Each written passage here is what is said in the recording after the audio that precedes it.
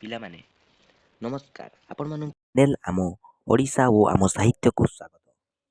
ପିଲାମାନେ ଆଜି ଆମେ ପଢ଼ିବା ରାଘବଙ୍କ ଲଙ୍କା ଯାତ୍ରାନୁକୂଳ କବିତାଟିର 20ଟି ମୋଷ୍ଟ ଇମ୍ପୋର୍ଟାଣ୍ଟ କ୍ୱେଶ୍ଚେନ୍ ଡିସ୍କସ୍ କରିବା।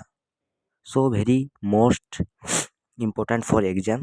ଧ୍ୟାନ ଦେଇ ଶୁଣନ୍ତୁ। ପିଲାମାନେ ଦେଖ, ଏଥିମଧ୍ୟରୁ କେଉଁଟି ଉପେନ୍ଦ୍ର ଭଞ୍ଜଙ୍କ ଉକ୍ତି? ଏ. ଲାବଣ୍ୟବତୀ, ବି. ମଣିଷର ଭାଷା, ସି. ଗଙ୍ଗାରୁ ଗୋଦାବରୀ, ନା ଡି. ଆମେରିକା ଅନୁଭୂତି? ପିଲାମାନେ ଆମର ସଠିକ ଉତ୍ତରଟି ହେଉଛି ଏ. ଲାବଣ୍ୟବତୀ। ପରବର୍ତ୍ତୀ ପ୍ରଶ୍ନ, ବିଭୂତିଭୂଷଣ ବୋଲି କବିତାରେ କାହାକୁ କୁହାଯାଇଛି? ପିଲାମାନେ ଦେଖ, ଏ. ରାମଚନ୍ଦ୍ର, ନା ବି. ମାତା ସୀତା, ସି. ବିଭୀଷଣ, ଡି. ଲକ୍ଷ୍ମଣ? ପିଲାମାନେ ଏହାର ସଠିକ ଉତ୍ତରଟି ହେଉଛି ଏ. ରାମଚନ୍ଦ୍ର। ପରବର୍ତ୍ତୀ ପ୍ରଶ୍ନ, ଶୁକ ସାରଣ କିଏ? ପିଲାମାନେ ଦେଖ, ଏ. ପଣ୍ଡିତମାନେ, ବି. ଜଳାଧିପତି, ସି. ରାବଣର ଦୁଇ ମନ୍ତ୍ରୀ, ନା ଡି. ଲକ୍ଷ୍ମଣ? ପିଲାମାନେ ତାର ସଠିକ ଉତ୍ତରଟି ହେଉଛି ଶୁକ ସାରଣ ହେଉଛନ୍ତି ରାବଣର ଦୁଇ ମନ୍ତ୍ରୀ, ଦୁଇ ଦୂତ। ସଠିକ ଉତ୍ତର ହେଉଛି ଅପସନ୍ ସି। ପରବର୍ତ୍ତୀ ପ୍ରଶ୍ନ, ବରୁଣଙ୍କୁ ପ୍ରସନ୍ନ କରିବା ପାଇଁ ରାମଚନ୍ଦ୍ର କ'ଣ କଲେ? ଏ.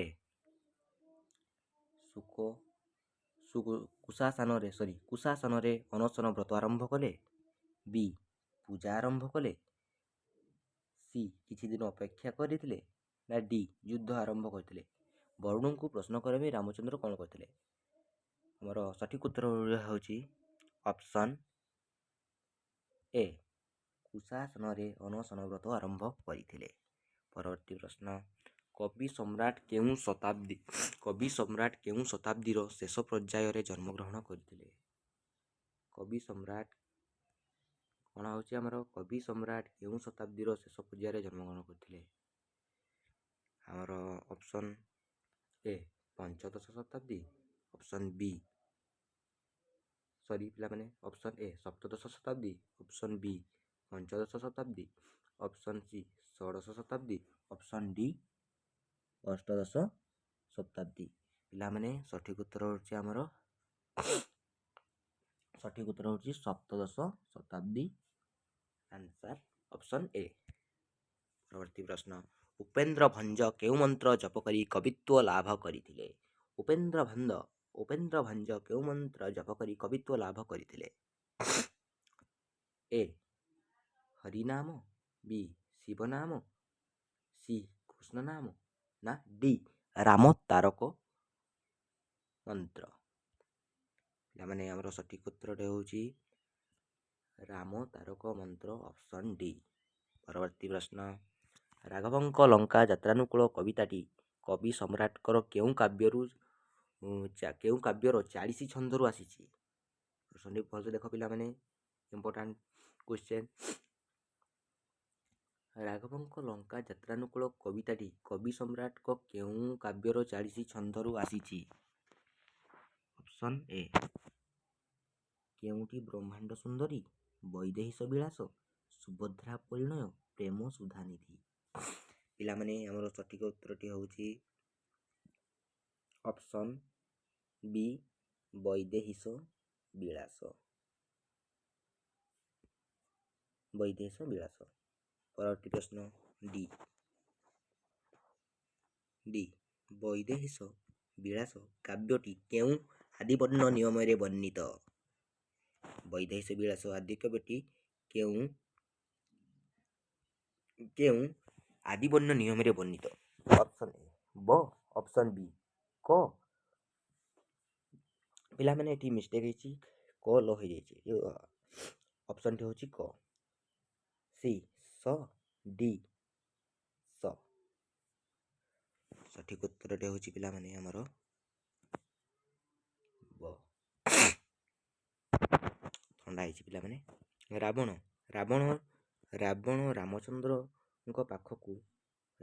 ରାମଚନ୍ଦ୍ରଙ୍କ ପାଖକୁ କାହାକୁ ଦୂତ ରୂପେ ପଠାଇଥିଲେ?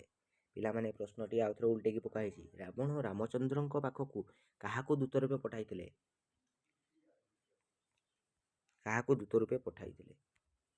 ଏ ବାଳି ଅଙ୍ଗଦ, ଶୁକ ସାରଣ, ଡି ତାଙ୍କ ପୁତ୍ର, ସି ତାଙ୍କ ପୁତ୍ର, ଡି କୁମ୍ଭ ନିଶୁମ୍ଭ। ପିଲାମାନେ ସଠିକ୍ ଉତ୍ତର ହେଉଛି ଶୁକ ସାରଣ। ଅପସନ୍ ବି ଶୁକ ସାରଣ। ପରବର୍ତ୍ତୀ ପ୍ରଶ୍ନ, ବିଂଶତି କର ବୋଲି କବିତାରେ କାହାକୁ କୁହାଯାଇଛି? ବିଂଶତି କର ବୋଲି କବିତାରେ କାହାକୁ କୁହାଯାଇଛି?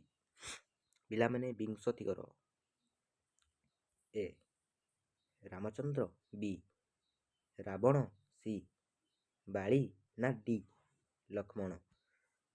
ଏଠି ବିଂଶତି କର ବୋଲି କବିତାରେ ଆମର ରାବଣଙ୍କୁ କୁହାଯାଇଛି। ପରବର୍ତ୍ତୀ ପ୍ରଶ୍ନ, ଦେବରିପୁ ବୋଲି କବିତାରେ କାହାକୁ କୁହାଯାଇଛି? ଦେବରିପୁ ବୋଲି କବିତାରେ ରାମଚନ୍ଦ୍ରଙ୍କୁ, ନା ବିଭୀଷଣଙ୍କୁ, ନା ରାବଣଙ୍କୁ, ନା ଡି ସୁଗ୍ରୀବଙ୍କୁ?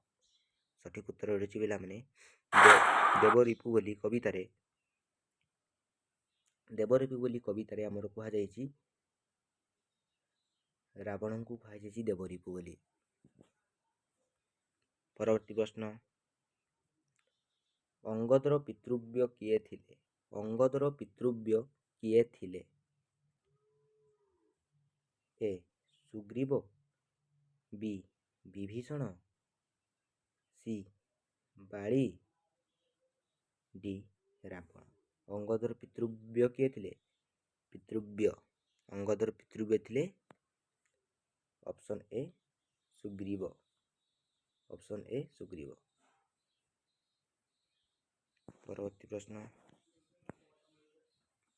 ବଡ଼ କୂଳରେ କିଏ ଜନ୍ମଗ୍ରହଣ କରିଥିଲେ? ବଡ଼ କୂଳରେ କିଏ ଜନ୍ମ କରିଥିଲେ? ବିଭୀଷଣ, ବି ହନୁମାନ, ସି ଅଙ୍ଗଦ, ଡି ସୁଗ୍ରୀବ। ପିଲାମାନେ ଏଠି କନଫ୍ୟୁଜ୍ ହେବ। ବଡ଼ କୂଳରେ କିଏ ଜନ୍ମଗ୍ରହଣ କରିଥିଲେ? ବଡ଼ କୂଳ ଅର୍ଥାତ୍ ପିଲାମାନେ ସମସ୍ତେ ଭାବୁଥିବେ ସୁଗ୍ରୀବ ଜନ୍ମଗ୍ରହଣ କରିଥିଲେ ବଡ଼ କୂଳରେ, କାରଣ ସେ ରାଜା ବଂଶରେ ଥିଲେ। ନା, ଏଠି ଆମର ସଠିକ୍ ଉତ୍ତର ହେଉଛି ଅପସନ୍ ଏ ବିଭୀଷଣ। କାରଣ ସେ ବଡ଼ କୂଳ ଅର୍ଥାତ୍ ଏଠି କୁହାଯାଇଛି ଆମର ଯେଉଁ ବିଭୀଷଣ ଗୋଟେ ବ୍ରାହ୍ମଣ ପରିବାରରେ ଜନ୍ମ କରିଥିଲେ, ତେଣୁ ଏଠି ବଡ଼ କୂଳ ଅର୍ଥାତ୍ ବ୍ରାହ୍ମଣ। ସଠିକ୍ ଉତ୍ତର ହେଉଛି ଅପସନ୍ ଏ। 14 ନମ୍ବର, ସୁକ ସାରଣ କେଉଁ ପଥ ଦେଇ ସାଗର ପାରି ହୋଇଥିଲେ? ସୁକ ସାରଣ କେଉଁ ପଥ ଦେଇ ସାଗର ପାରି ହୋଇଥିଲେ? ଅପସନ୍ ଏ ଜଳ, ପିଲାମାନେ ଅପସନ୍ ଏ ଜଳ, ବି ପାତାଳ, ସି ଆକାଶ, ଡି ସ୍ଥଳ। ପିଲାମାନେ ସଠିକ୍ ଉତ୍ତରଟି ହେଉଛି ସୁକ ସାରଣ ଜଳ ଆକାଶ ପଥ ଦେଇ ସାଗର ପାରି ହୋଇଥିଲେ। ରାବଣର ଅନୁଜ କିଏ? ରାବଣର ଅନୁଜ କିଏ? ଅଙ୍ଗଦ, ବି ସୁଗ୍ରୀବ, ସି ବାଳି, ଡି ବିଭୀଷଣ। ପିଲାମାନେ ସଠିକ୍ ଉତ୍ତରଟି ହେଉଛି ଅପସନ୍ ଡି ବିଭୀଷଣ। ପରବର୍ତ୍ତୀ ପ୍ରଶ୍ନ, ରାବଣର ଦତ୍ତଦେୟ କେଉଁ ରୂପ ଧରି ରାମଚନ୍ଦ୍ରଙ୍କ ପାଖକୁ ଯାଇଥିଲେ?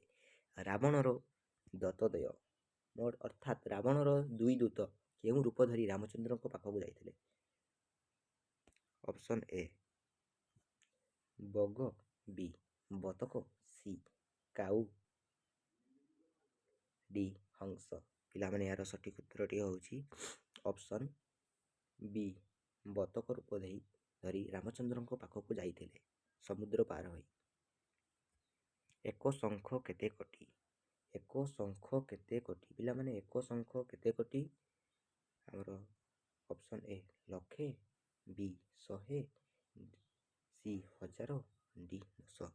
ପିଲାମାନେ ସଠିକ୍ ଉତ୍ତର ରହିଛି ଏକ ଶଙ୍ଖ ହେଉଛି ଆମର ଅପସନ୍ ଏ ଲକ୍ଷେ କୋଟି। ଅପସନ୍ ପିଲାମାନେ 18 ନମ୍ବର କ୍ୱେଶ୍ଚନ୍। ଜଳାଧିପତି କିଏ? ଜଳାଧିପତି କିଏ? Option A Kubera, B Brahma, C Varuna, D ରାବ। ଆମର ସଠିକ୍ ଉତ୍ତରଟି ହେଉଛି ଅପସନ୍ ସି। ଜଳାଧିପତି ହେଉଛନ୍ତି ବରୁଣ। Option C. ପରବର୍ତ୍ତୀ ପ୍ରଶ୍ନ। ସିନ୍ଧୁକୁ କେଉଁଥିରେ ପୋତିବା ପାଇଁ ରାମଚନ୍ଦ୍ର ସ୍ଥିର କଲେ? ସିନ୍ଧୁକୁ ପୋତିବା ପାଇଁ କେଉଁଥିରେ ପୋତିବା ପାଇଁ ରାମଚନ୍ଦ୍ର ସ୍ଥିର କଲେ? ବାଲି, ବି ପର୍ବତ, ସି ଇଟା, ଡି ମାଟି। ସିନ୍ଧୁକୁ କେଉଁଥିରେ ପୋତିବା ପାଇଁ ରାମଚନ୍ଦ୍ର କଲେ? ବାଲି, ପର୍ବତ, ଇଟା, ମାଟି। ସିନ୍ଧୁକୁ ପୋତିବା ପାଇଁ ରାମଚନ୍ଦ୍ର ପର୍ବତରେ ପୋତିବା ପାଇଁ ସ୍ଥିର କରିଥିଲେ। ରାଘବ କହିଲେ ଆମେ କାହାକୁ ବୁଝିବା? ରାଘବ କହିଲେ ଆମେ କାହାକୁ ବୁଝିବା? ଏ ରାମଚନ୍ଦ୍ର, ବି ବିଭୀଷଣ, ସି ରାବଣ, ନା ଡି ଅଙ୍ଗଦ। ସଠିକ୍ ଉତ୍ତର ହେଉଛି ଆମର ରାମଚନ୍ଦ୍ରଙ୍କୁ ଆମେ ରାଘବ କହିଲେ ବୁଝିବା। ତେଣୁ ପିଲାମାନେ ତୁମର 20ଟି ମୋଷ୍ଟ ଇମ୍ପୋର୍ଟାଣ୍ଟ MCQ କ୍ୱେଶ୍ଚନ୍ ଆମେ ସାରିଛନ୍ତି। ଆଉ ଯାହାକୁ ଭିଡ଼ିଓଟି ଭଲ ଲାଗିଥିବ ସବସ୍କ୍ରାଇବ୍ କରି ଲାଇକ୍ କରିଦିଅନ୍ତୁ। ଆଉ ରହିଲି, ଜୟ ଜଗନ୍ନାଥ।